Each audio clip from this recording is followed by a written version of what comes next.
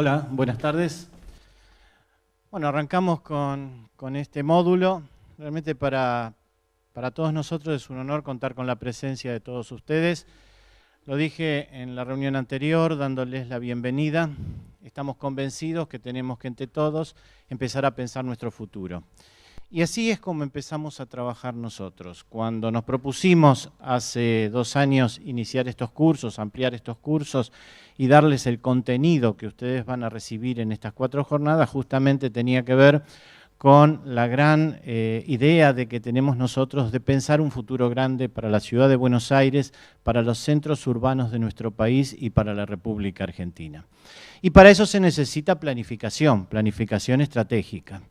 Nosotros siempre dividimos en 3 partes lo que significa el devenir de la política. Por un lado, estudiar el pasado para comprender cómo llegamos a este momento. Por otro lado, abocarnos a la gestión es el presente, y trabajar para el mediano y largo plazo, que es el planeamiento estratégico en función de lo que hemos aprendido en nuestro pasado y las experiencias de nuestro presente. Esto es lo que nos va a dar a todos nosotros un norte como sociedad, saber a dónde vamos en nuestras vidas personales, en nuestras actividades, pero también en nuestros trabajos en la administración pública, en nuestra militancia en las organizaciones de la sociedad civil. Esa es la razón por la cual incluimos en este módulo los 2 conceptos, lo que significa la institucionalidad de la participación, que en la ciudad de Buenos Aires está muy avanzada, y por el otro lado, el concepto de planeamiento estratégico, que coincide con la votación el año pasado del Plan Estratégico de la Ciudad de Buenos Aires 2017-2035, es decir, 18 años para adelante. Este desafío fue muy grande, lo encararon las organizaciones de la sociedad civil, lo encaró la administración de gobierno y hemos tenido realmente un producto muy bueno, un producto que tiene que ver con un pensamiento colectivo muy nutrido, pero al mismo tiempo que está empezando a ser reconocido por organizaciones internacionales como la CGLU, que es Ciudades y Gobiernos Locales Unidos, una organización que nuclea a 4.000 ciudades de todo el mundo.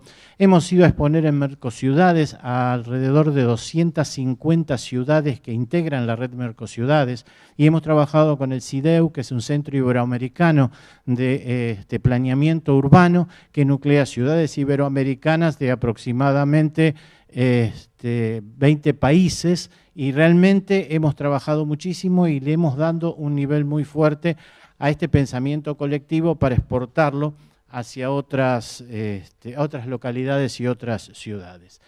Yo quería arrancar primero contándoles un poquito de la historia de la planificación estratégica. ¿Por qué razón? Porque tenemos que entender qué es el momento que nos toca vivir. Hace aproximadamente 500 años se produjo algo que sucedió en el mundo y que todos tenemos que tener en cuenta.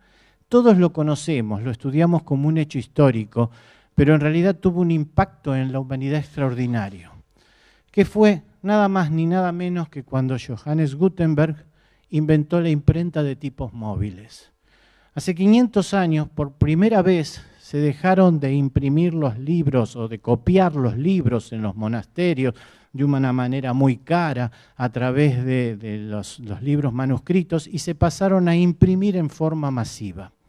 Esto fue un impacto muy fuerte en la humanidad de ese momento, en el mundo de ese momento, en el mundo conocido de ese momento, porque provocó la globalización del conocimiento de la época. Los conocimientos empezaron a ser compartidos de una manera mucho más rápida. Y también impactó en la forma en que empezó a circular la información, porque la imprenta de tipos móviles permitió que empezaran a surgir los periódicos y empezaron a haber publicaciones una vez al año, después una vez al mes, después una vez por semana, hasta que llegamos a los diarios que conocemos en nuestra época, en un periodo muy rápido, porque esto iba acompañando de un nuevo desarrollo económico, iba acompañado de una nueva forma de generación de empleo, porque este conocimiento masivo provocó que los siervos fueran abandonando a los señores feudales y empezaran a migrar de los burgos a las ciudades, fortaleciendo los centros urbanos de la época y abandonando el campo. Este proceso migratorio no tuvo precedentes y fue un impacto muy fuerte para modificar todo lo que significó la convivencia, porque dentro de las ciudades empezaron a generarse nuevas formas de empleo, empezó a potenciarse de una manera muy fuerte el sistema de comercio, empezaron a generarse las industrias, aparecieron nuevas organizaciones de la sociedad civil como los gremios que tutelaban la forma en que cada una de las actividades se desarrollaban y se produjo un cambio muy fuerte que derivó en la incorporación de nuevas tecnologías que iban surgiendo en función de la necesidad. Nosotros podemos pensar que Johannes Gutenberg era un adelantado que pensó la imprenta de tipos móviles para esto. Sin embargo, no es así. En realidad, Johannes Gutenberg era el hijo de un impresor de dinero de la época, en Alemania. Y como imprimía dinero, tenía el problema de que no podía numerarlo, tenía que numerarlo a mano. Y a Johannes Gutenberg se le ocurrió poner los tipos móviles de los numeritos para poder ir sacando un ejemplar de cada uno de los billetes y cambiándole el número. Este fue el origen de la imprenta de tipos móviles, un problema que tenía que ver con el dinero y con la parte económica de la época. Sin embargo, este invento aplicado cuando se le agregó el alfabeto provocó esta revolución del conocimiento, esta caída de un sistema político, económico y social como fue el feudalismo y la aparición de un nuevo sistema político, económico y social. 500 años después, la humanidad está viviendo un proceso similar. El ingreso de la computación, de la digitalización y de la computación en el mundo de nuestra época y la aparición de la Internet y el desarrollo de las comunicaciones está provocando en este momento un cambio exactamente similar al que sucedió hace 500 años. Primero, porque se está globalizando el conocimiento de nuestra época. Hoy trabajamos en tiempo real. Hoy no necesitamos movernos de nuestras casas para poder ir al escritorio de nuestra oficina. Tenemos el escritorio virtual. Hoy no tenemos problemas de comunicación, sabemos lo que sucede en cualquier lugar del mundo en el mismo momento en que está sucediendo. Y eso nutre nuestra toma de decisiones, nutre nuestra forma de desarrollarnos en una sociedad. Además, la industria se está mecanizando y el campo se está automatizando. Dos procesos también inevitables, porque al nosotros buscar mayor calidad en los productos queremos que los haga la máquina, porque la máquina lo hace más perfecta. Entonces, con el consumo nuestro alentamos la automatización de la industria. Y de la misma manera, hoy los tractores en el campo están conectados con un satélite y van indicando cómo tienen que ser sembradas, a qué altura tienen que ser sembradas las semillas en forma automática según el clima que va a haber de ahí en adelante, porque lo está viendo la propia computadora del tractor. Esto ha provocado también un proceso migratorio sin precedentes. En este momento la humanidad está migrando del campo a las ciudades y de las ciudades pequeñas a las ciudades más grandes, tal cual sucedió hace 500 años.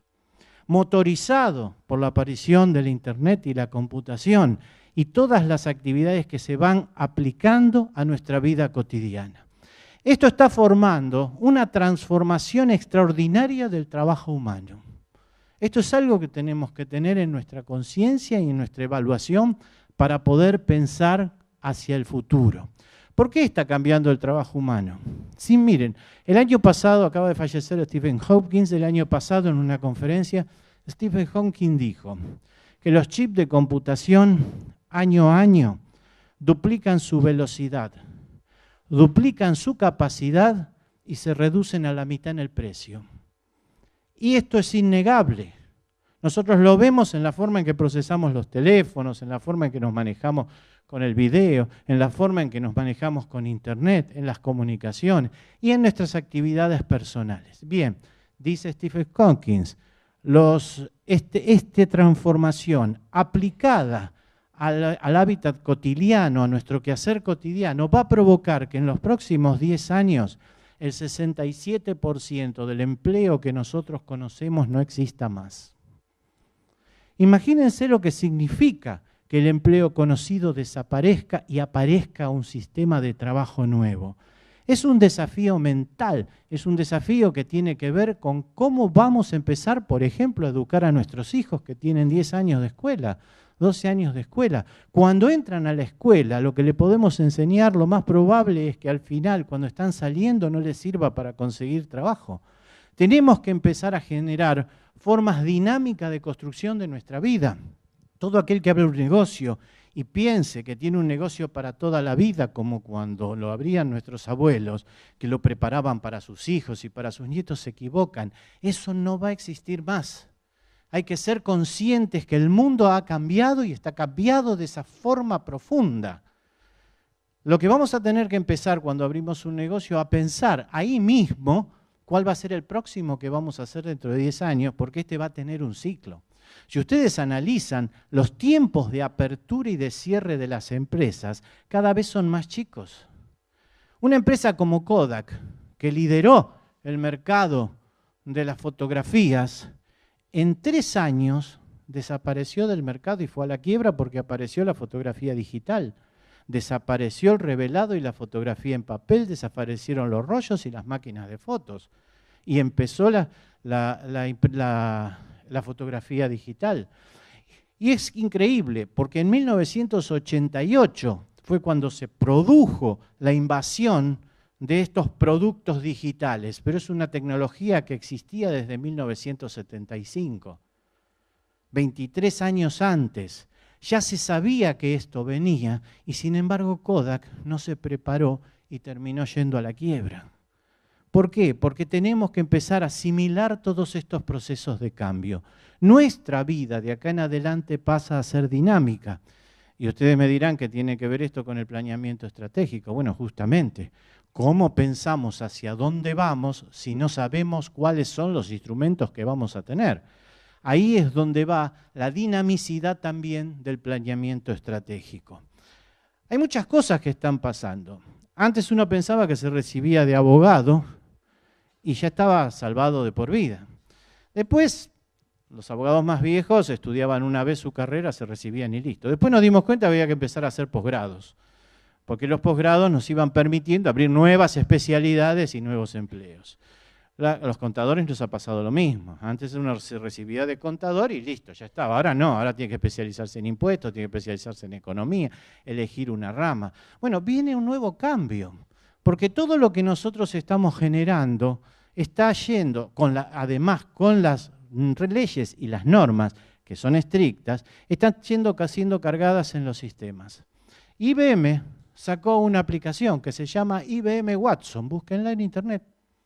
IBM Watson es una aplicación con la cual ustedes le explican un problema a la computadora y la computadora le dice cómo resolverlo judicialmente.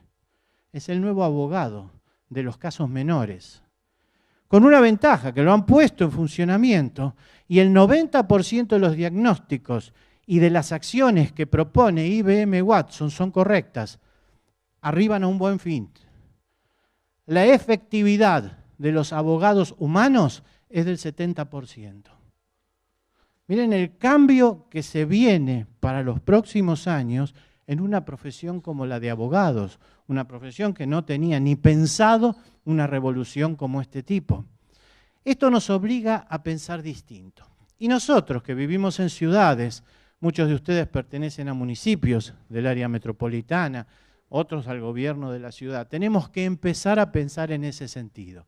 La revolución que vivió la ciudad de Buenos Aires con la aparición del expediente electrónico y la desaparición del expediente de papel, muchos de nosotros la hemos asimilado y la hemos visto.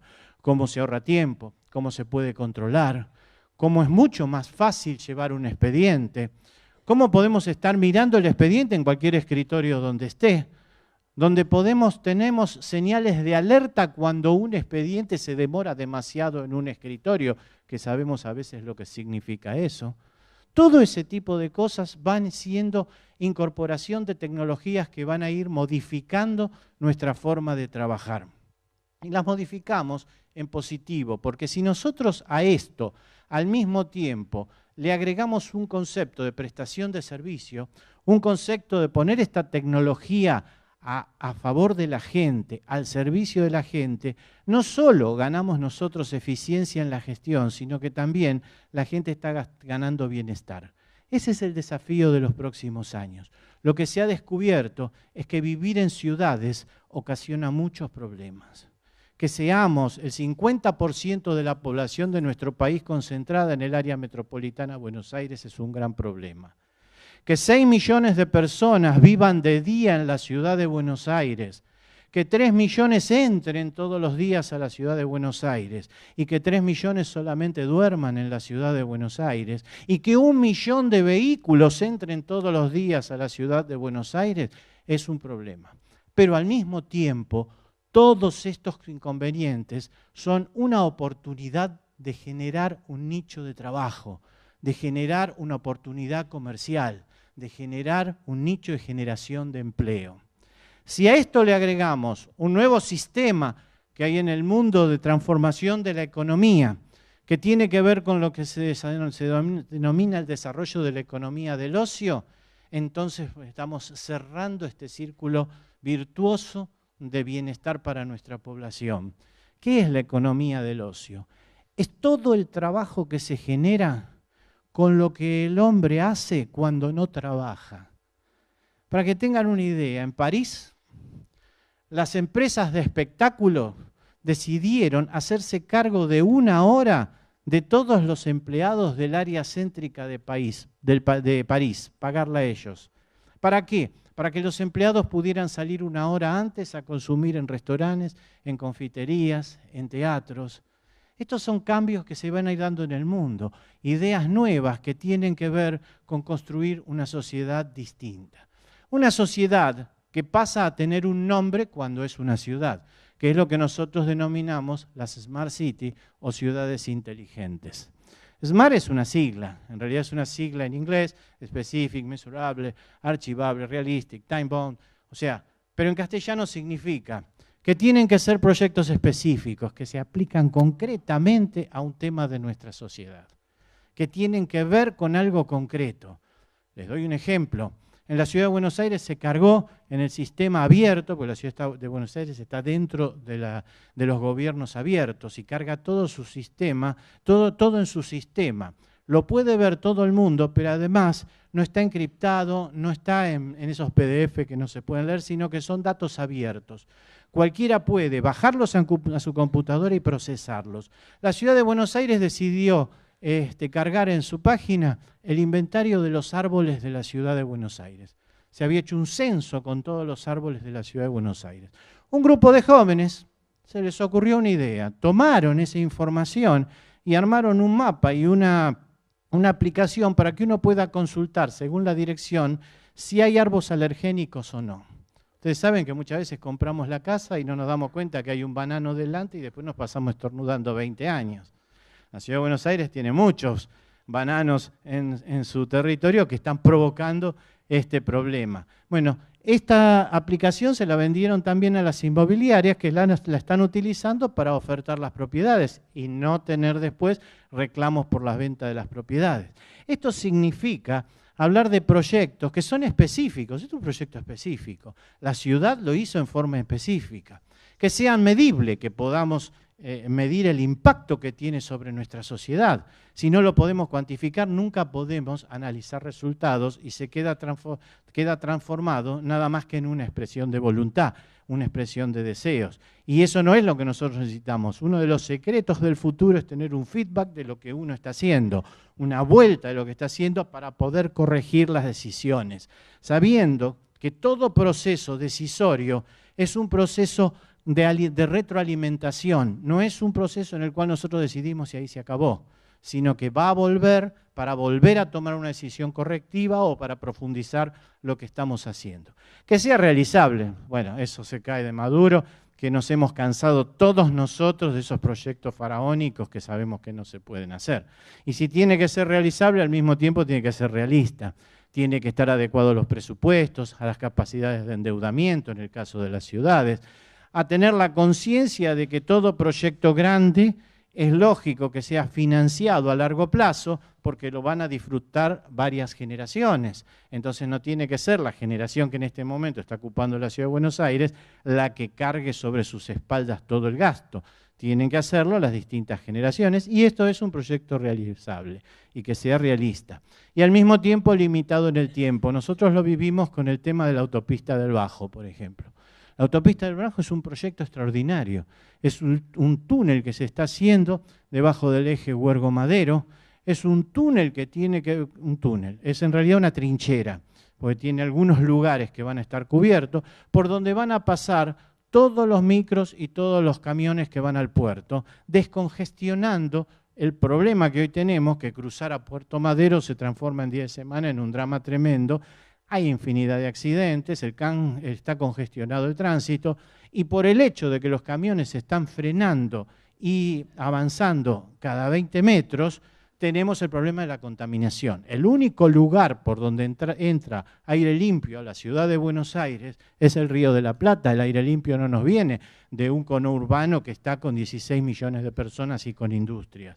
En realidad nos viene del río y si ahí ponemos una barrera de contaminación, entonces lo que estamos haciendo es hacer entrar la contaminación a la ciudad de Buenos Aires. Pero lo primero que dijo Horacio cuando plantearon este problema, dijo, bueno, ¿y cuándo se termina? Él nos preguntó cómo vamos a hacer, dice, ¿cuándo se termina? Lo vamos a terminar en marzo del 2019, abril del 2019 si hay algún retraso. Bien, perfecto, entonces avanzamos. ¿Por qué? Porque también los proyectos de obras eternas no sirven para nada. Los proyectos de obras eternas hoy lo que provocan es que cuando se terminan ya estén desactualizados, ya no sirva más, ya haya algo mejor. Entonces todo lo que hacemos tiene que estar limitado en el tiempo.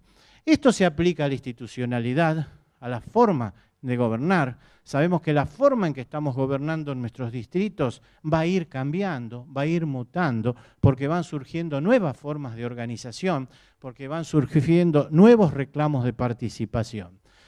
Tiene que ver con el hábitat, porque nosotros tenemos que adaptarnos a un proceso migratorio. La Ciudad de Buenos Aires está provocando durante este año la mayor de las revoluciones en cuanto al hábitat en la ciudad, porque está derogando el código urbanístico que ya tenía más de 40 años y está votando, que ya está en la legislatura, está tratando un nuevo código urbanístico. Y el nuevo código urbanístico hace suyas todos estos conceptos nuevos. El nuevo código urbanístico elimina el FOS y el FOT. O sea, no se va a poder construir más en la ciudad según la cantidad de terreno que tenga. Si uno se compra toda una manzana no va a poder hacer una torre. Porque antes era así, cuanto más superficie tenía, más alto podía ir. Eso desaparece. Desaparecen lo que se llama el FOS. O sea, no importa cuál sea la distancia que esté la vereda del otro lado para darle la perspectiva, ni cuánto se retire para poder construir más altura. No se permite más eso. Se va a trabajar por volumen de manzana. Va a haber solamente 4 alturas permitidas. Una altura permitida para pasajes, una altura permitida en cantidad de pisos para calles, una altura permitida para avenidas y otra altura permitida para avenidas más anchas. Solo 4, nada más. Pero sí se van a respetar los pulmones de manzana para poder ganar espacio verde. Va a haber que respetar los pulmones de manzanas. Aplicando este sistema, duplicamos la capacidad constructiva de la Ciudad de Buenos Aires.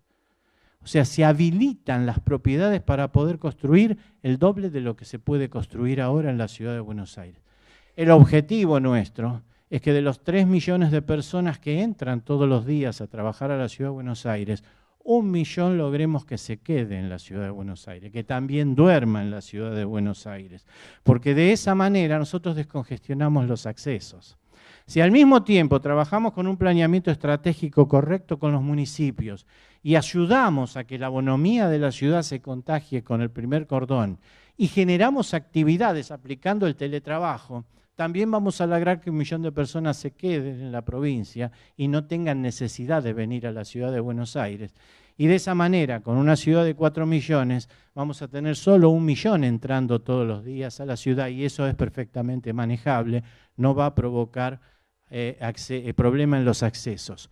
Esto es lo que tiene que ver con el hábitat, porque además la modificación del hábitat, la incorporación de todas las nuevas tecnologías al hábitat, la incorporación de más metros cuadrados de construcción para incorporar mayor cantidad de gente, genera mucho trabajo, genera la aparición de mucho empleo. Y esto se combina, para seguir con el ejemplo, en la ciudad de Buenos Aires, con lo que significa la votación del nuevo Código Edilicio, el Código de Edificación de la ciudad de Buenos Aires. Nosotros tenemos el problema en la ciudad de Buenos Aires, en muchos de los municipios, de que, por ejemplo, usar ladrillos huecos en una pared de frente está prohibido.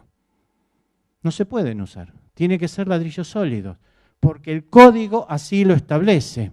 Bueno, nosotros lo que estamos proponiendo es la incorporación de todos los nuevos sistemas de construcción, todos los nuevos sistemas de construcción en seco, que en el mundo están dando un resultado extraordinario, que permiten construir de una manera muy rápida, utilizando menor cantidad de materiales y mayor cantidad de mano de obra. Todos ustedes deben haber visto cómo se hace el interior de un departamento o de una casa con durlo, con distintos sistemas de construcción en seco, donde se hacen muy rápido y ocupan mucha mano de obra. Esto es generación de empleo. ¿Esto qué tiene que ver? Tiene que ver con este concepto de que todo problema que exista en una sociedad, automáticamente, y en una ciudad automáticamente se transforma en una oportunidad de generar un negocio, de generar una actividad, de generar empleo. Y eso es lo que tenemos que promocionar desde los gobiernos. Esto va en la mano del desarrollo. Cuando les digo desarrollo, les digo que el Código Urbanístico de la Ciudad de Buenos Aires rompe con los distritos. Ustedes saben que nosotros tenemos zonas residenciales, residencial R2B, zonas comerciales, zonas industriales. Entonces se da la ridiculez de que, por ejemplo, en la calle Artigas, la calle de mi casa, del lado donde vivo yo, es el R2B. Son todas casitas muy lindas, la verdad que están lindas, en el barrio de Flores.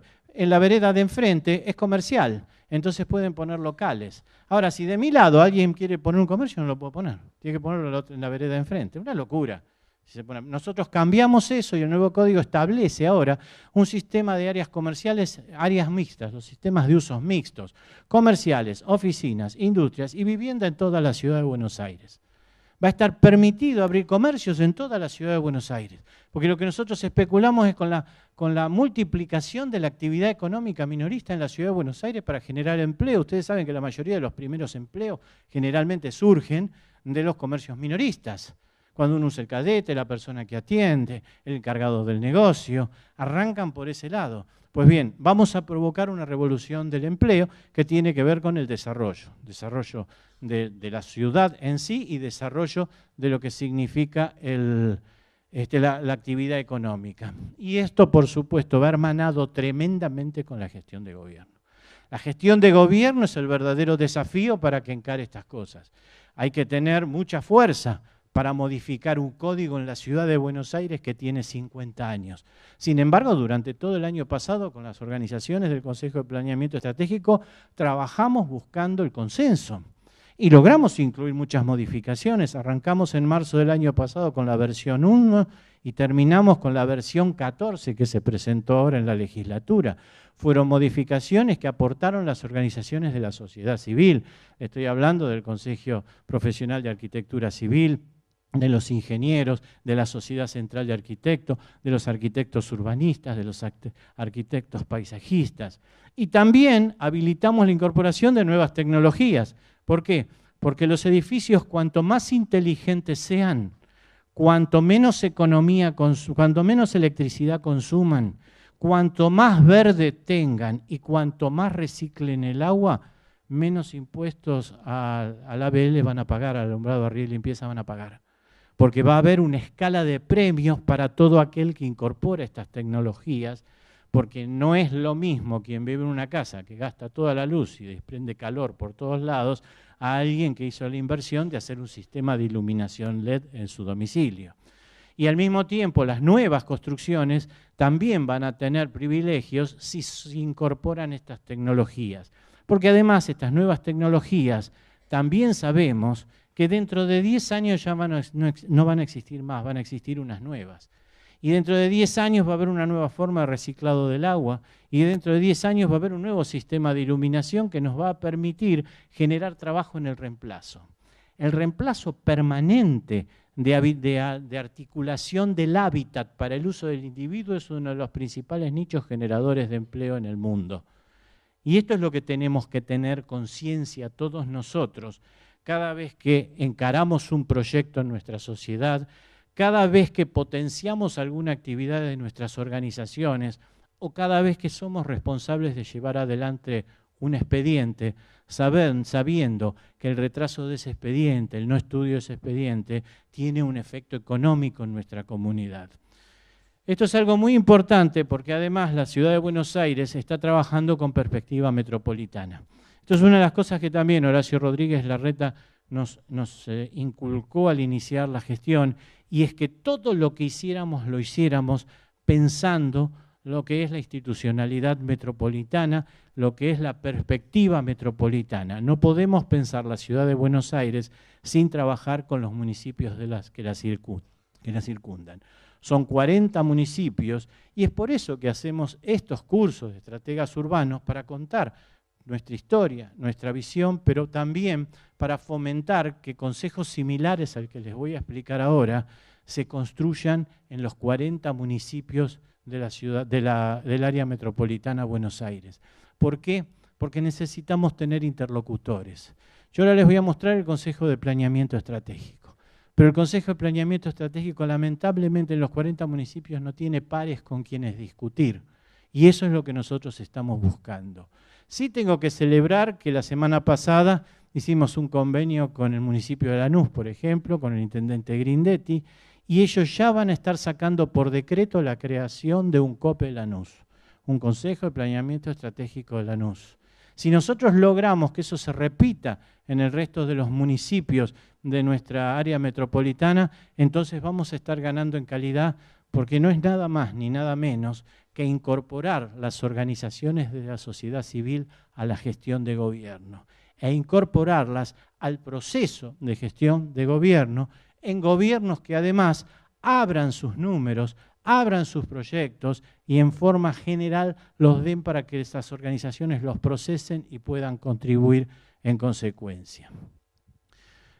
Cuando decimos forma de participación en la Ciudad de Buenos Aires, su constitución ya tiene 21 años, 22 años, es una constitución de avanzada en ese momento, instauró muchos mecanismos de participación, algunos se usan, otros no se utilizan en este momento. Está la ley de partidos políticos. Ustedes saben que más allá de cualquier militancia que tenga nosotros en una organización civil, el monopolio de las candidaturas por la Constitución de Nacional, ergo por la Constitución de la ciudad, lo tienen los partidos políticos. O sea, no hay otra organización que pueda presentar candidatos.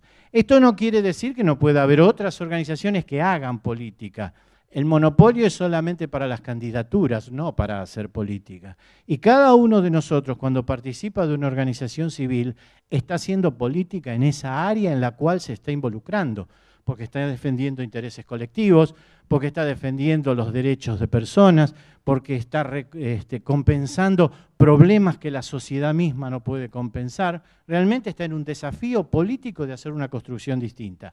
El monopolio de las candidaturas lo tienen los partidos políticos. La iniciativa popular, que es presentar proyectos, que esos proyectos sean tratados por la legislatura con una determinada cantidad de firmas.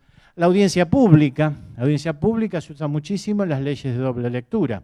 Nosotros tenemos un sistema de audiencia pública y leyes de doble lectura. Por ejemplo, los códigos son de leyes de doble lectura. Lo vota por primera vez la legislatura.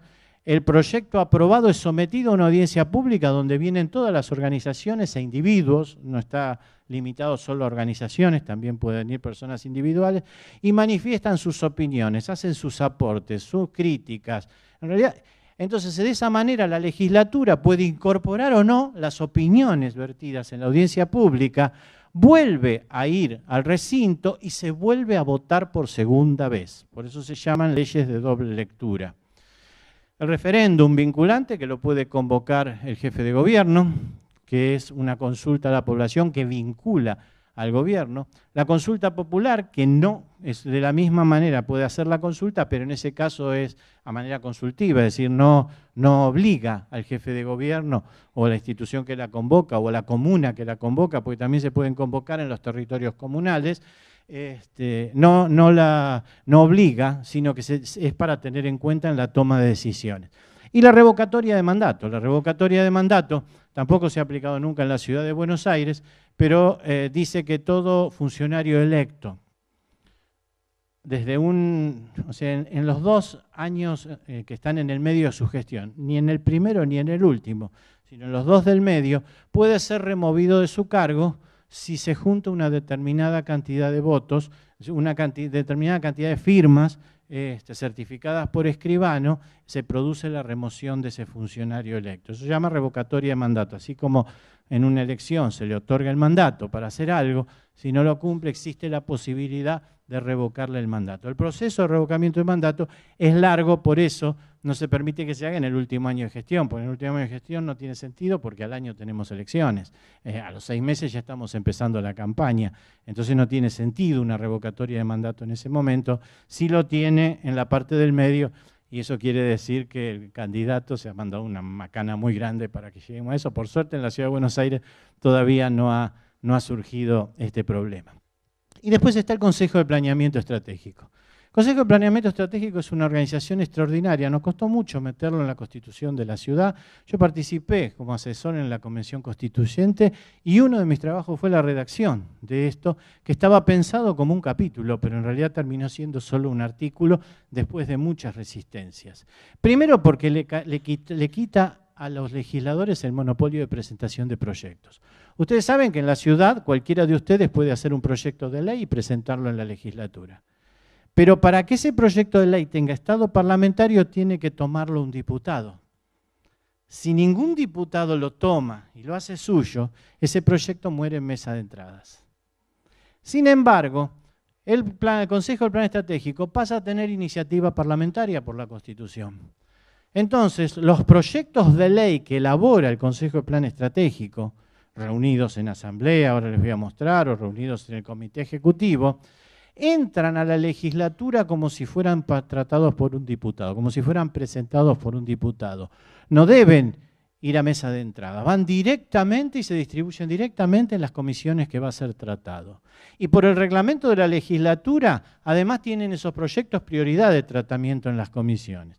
Y además las organizaciones pueden en la primera hora de la reunión de la comisión presentarse y decir, dar sus argumentos a los diputados que estén presentes de por qué quieren la aprobación del proyecto de ley. Esto es un instrumento muy fuerte, porque esto tiene que ver con la participación fuera de los partidos políticos, no dándole a los partidos políticos el monopolio de la elaboración de leyes. Y ojo, no es que los partidos políticos no lo integren, porque el Consejo de Planeamiento Estratégico está formado por 190 organizaciones, pero dentro de esas 190 organizaciones hay 7 partidos políticos de la Ciudad de Buenos Aires, como una organización más. Pero también tenemos la visión de los contadores, la visión de los abogados, la visión de los médicos. Tenemos las distintas visiones sobre un mismo proyecto, lo que nos permite lograr un consenso diferente al consenso ideológico que se logra en una legislatura.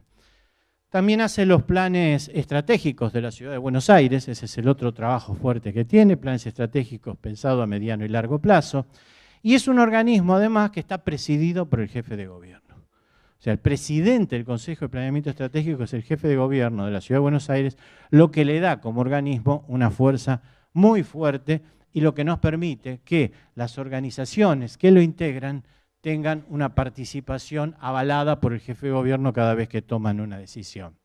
La Constitución de la Ciudad, en el artículo 19, es la que instaura el Consejo.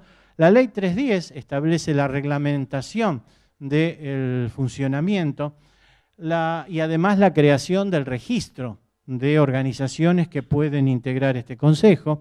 El decreto 1213 crea la unidad de coordinación, que es la que me toca presidir a mí, es un organismo de enlace con el Poder Ejecutivo, además de tener otras funciones, tiene una dependencia directa del presidente del Consejo de Planeamiento, es decir, del jefe de gobierno.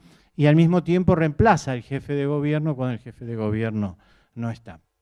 El decreto 823, que es el que reglamenta la ley 310 y designa a la unidad de coordinación, entre sus muchas funciones, el ser la autoridad de aplicación de la ley 310. O sea, nosotros somos la autoridad de aplicación de la ley que reglamenta el Consejo de Planeamiento Estratégico. Dos estructuras tenemos. Por un lado, la estructura del propio Consejo de Planeamiento Estratégico. Como les dije antes, tiene un presidente, que es el jefe de gobierno. Tiene un vicepresidente primero y dos vicepresidentes alternos. La ley dice que es una terna que presenta en las organizaciones, que votan las organizaciones, de la cual el jefe de gobierno elige uno para que sea el vicepresidente alterno. Sin embargo, en esta última elección, Rodríguez Larreta tomó la decisión de los 3 candidatos, en el orden en que fueron votados, nombrar los vicepresidentes. Con lo cual tenemos 3 vicepresidentes, un vicepresidente primero y 2 vicepresidentes alternos. Tenemos un director ejecutivo que lo nombran las propias organizaciones, que se encarga de realizar la parte técnica relacionada con las reuniones en las distintas dimensiones. Y después, para gobernar esto, tenemos un comité ejecutivo que está dividido en 8 sectores, que ustedes lo ven ahí, donde se categorizan las organizaciones cuando entran al Consejo de Planeamiento Estratégico. Asociaciones profesionales, cultura y religión, educación y salud, organizaciones urbanas, partidos políticos, producción, sociales y de ciudadanía y del trabajo. Tenemos gremios también. Pues bien, entre todos ellos se reúnen y nombran 3 titulares y 3 suplentes.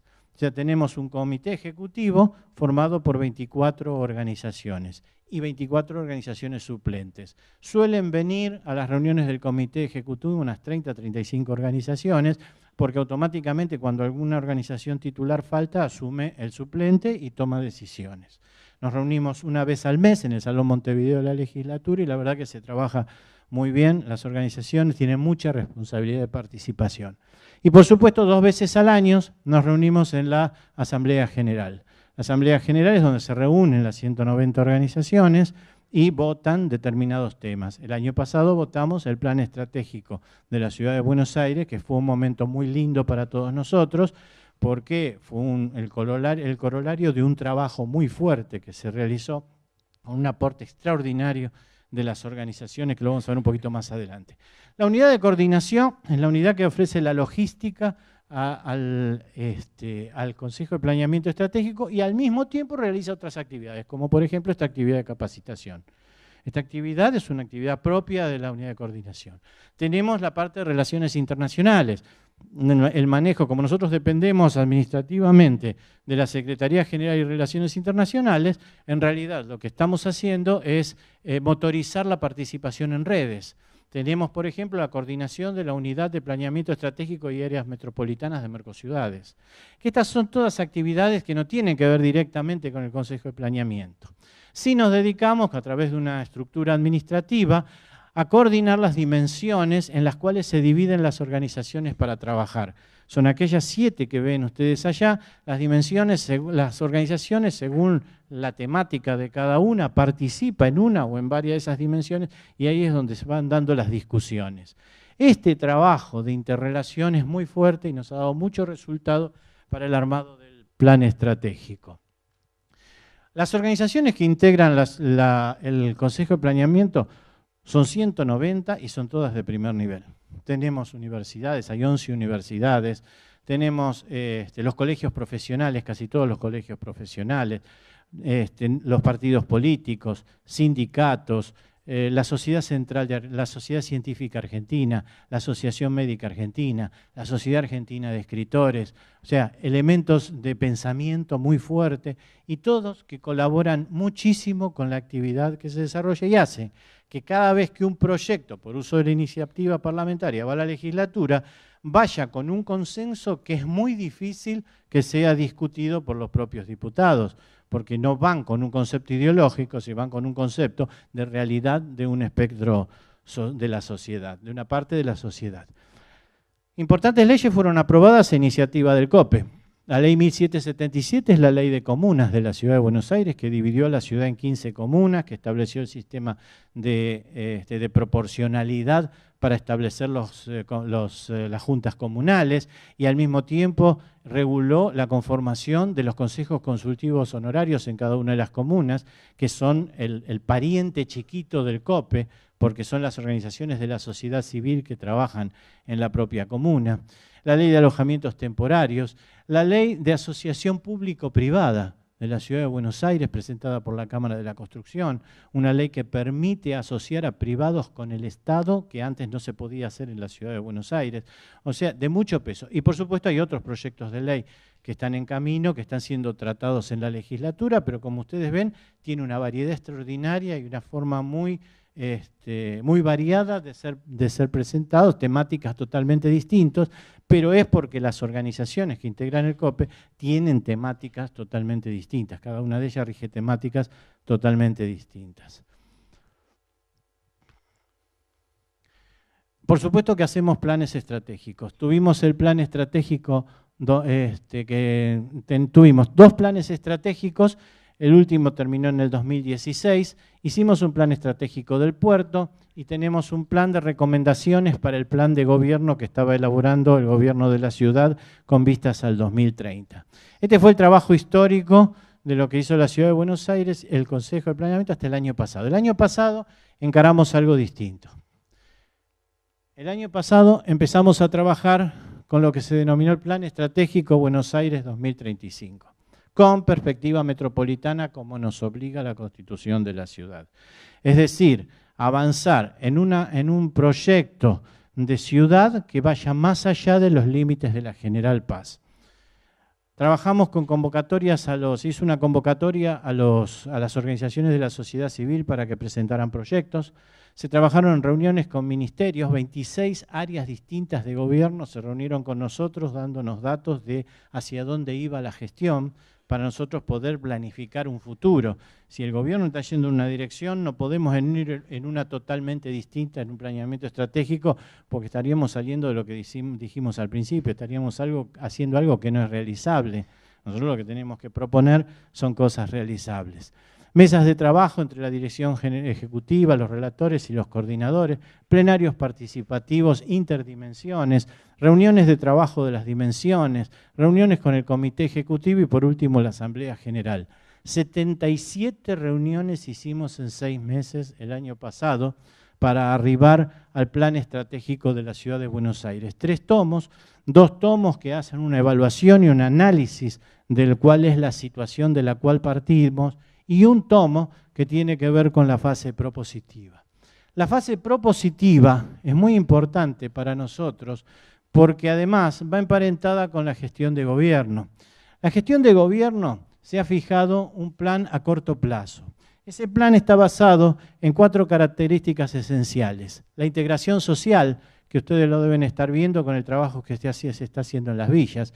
El objetivo de Horacio es la urbanización de las villas, es decir, transformarlas en un barrio más de Buenos Aires, hacer la apertura de calles, hacer los tendidos de luz, hacer el trabajo de provisión de cloacas, de conexión de cloacas y generar la titularización de esas tierras para que de alguna manera, la regulación dominial, para que de alguna manera pasen a ser realmente partidas del gobierno de la ciudad en las que se les pueda cobrar impuestos, que eso es algo importantísimo. Hoy no se puede hacer porque eran terrenos nacionales, casi todas las villas están asentadas en terrenos que pertenecían a Nación y que eran de ferrocarriles, que fueron intrusados, y en función de eso se hacía imposible que la ciudad invirtiera en obra pública en un terreno que no es propio.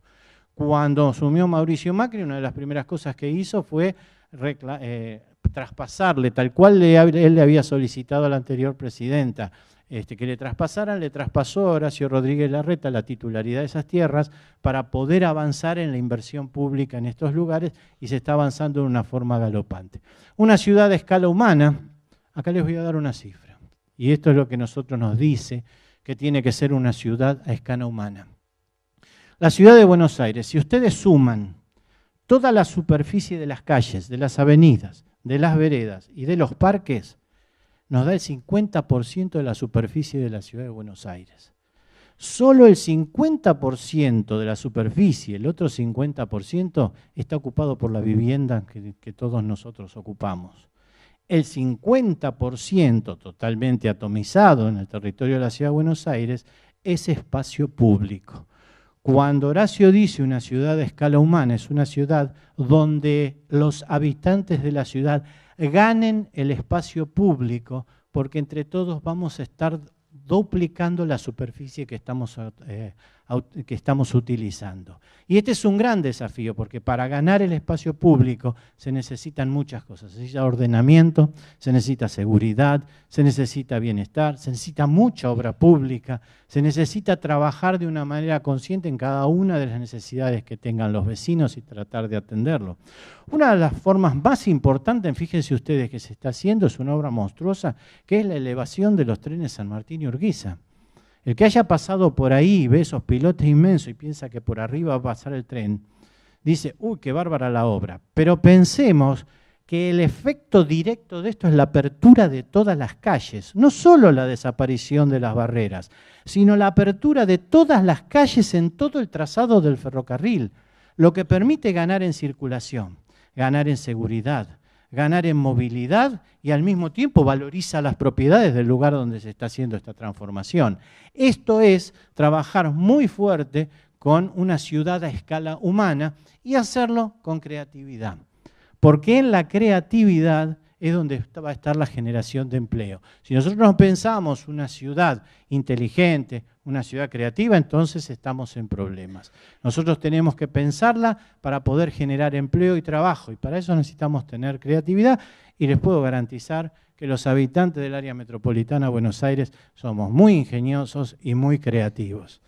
Y por supuesto el disfrute y la convivencia. Eso es algo que Horacio está muy preocupado porque funcione, porque si nosotros logramos desarrollar lo que es la industria del ocio, vamos a estar también generando trabajo en la ciudad de Buenos Aires. Y cuando uno genera trabajo, lo que genera también desde el gobierno es aportantes de impuestos. Y cuanto mayores impuestos tenemos, menos nos tenemos que endeudar, más obras podemos hacer que nos vuelven para generar mayores posibilidades de trabajo. Ese es el desafío de entrar en una espiral virtuosa de crecimiento, que es una espiral virtuosa de crecimiento que viene para los próximos años para la humanidad.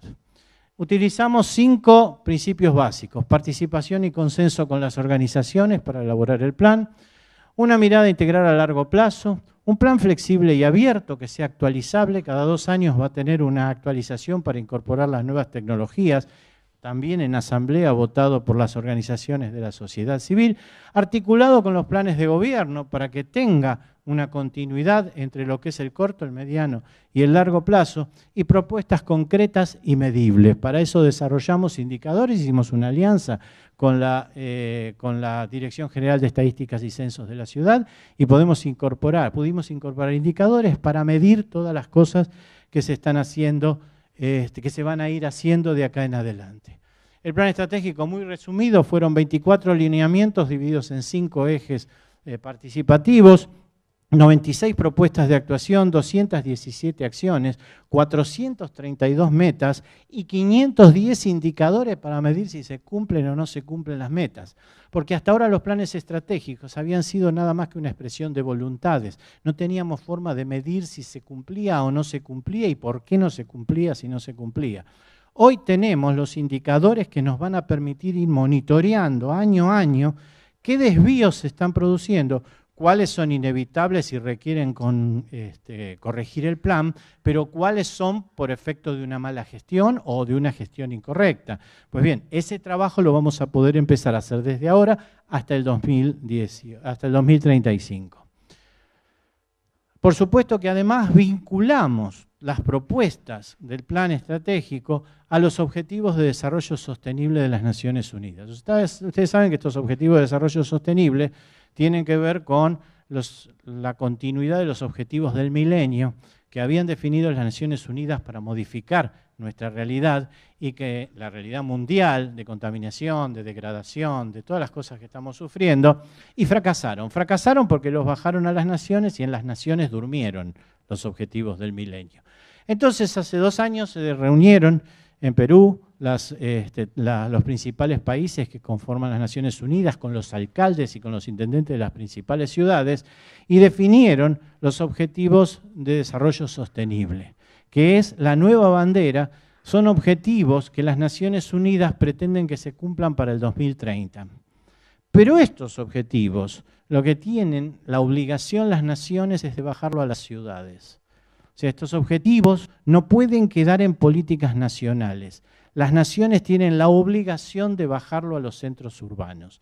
En la Jefatura de Gabinete de Ministros ya se ha establecido un área que es la que trabaja en llevar los Objetivos de Desarrollo Sostenible a las distintas ciudades para que se empiecen a aplicar, porque además la mayoría de los Objetivos de Desarrollo Sostenible tienen que ver con el hábitat cotidiano. Y el hábitat cotidiano está en las ciudades, que es donde está la gente.